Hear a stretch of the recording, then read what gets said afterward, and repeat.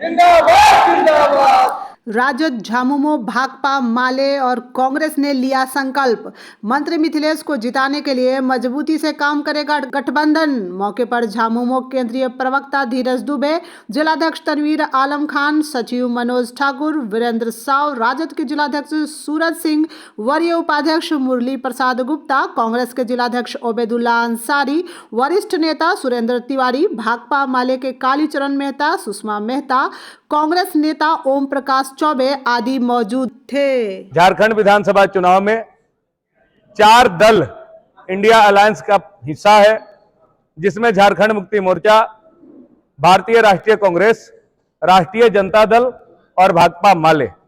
आज चारों दल के यहां जिला अध्यक्ष उपस्थित हैं, जिन्होंने यह संकल्प लिया कि गढ़वा रंका विधानसभा में गठबंधन के प्रत्याशी, झारखंड मुक्ति मोर्चा के प्रत्याशी मिथिलेश कुमार ठाकुर जी को जिताने के लिए हम लोग कृत संकल्पित हैं और हम एकजुट होकर जिताने के लिए तन मन से, धन से अपना ताकत लगाएंगे।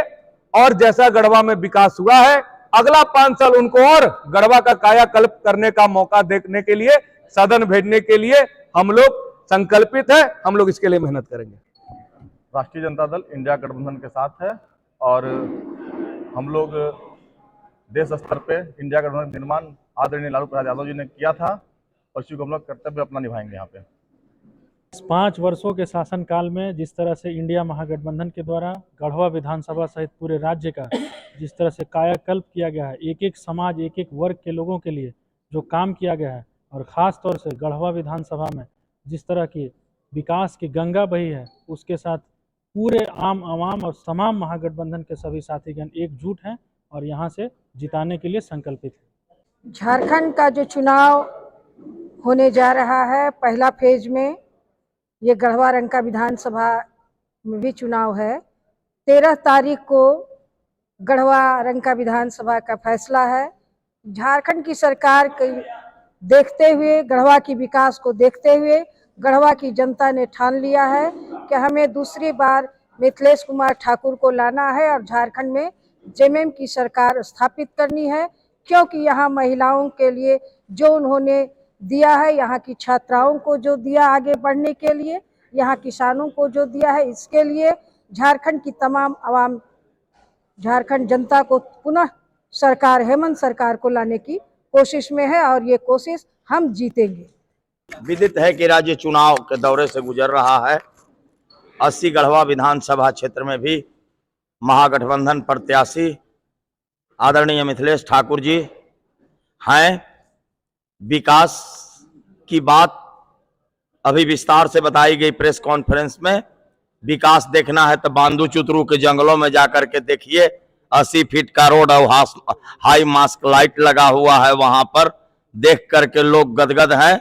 मैं 2 लाइन चाहता हूं कि बाकी लोग भी 17 साल 10 साल के विधायक रहे हैं और जो है से उनको कोई रिपोर्ट कार्ड देना चाहिए। यहाँ तो 30 महीने का 30 पेज है, उसमें कुछ है तो ये कीजिए। और मीडिया को संगीन होना चाहिए कि यूट्यूब पर न्यूज चल रहा है कि भाजपा का नेता कहता है कि किसी दिव्य जाति विशेष का वोट आएगा तो ईवीएम से निकाल के फेंक देंगे या चिमटा से निकाल के फेंक देंगे। इसी के लिए राहुल गांधी कहता है कि संविधान खतरे में है और संविधान लेके राहुल जी टहलते हैं।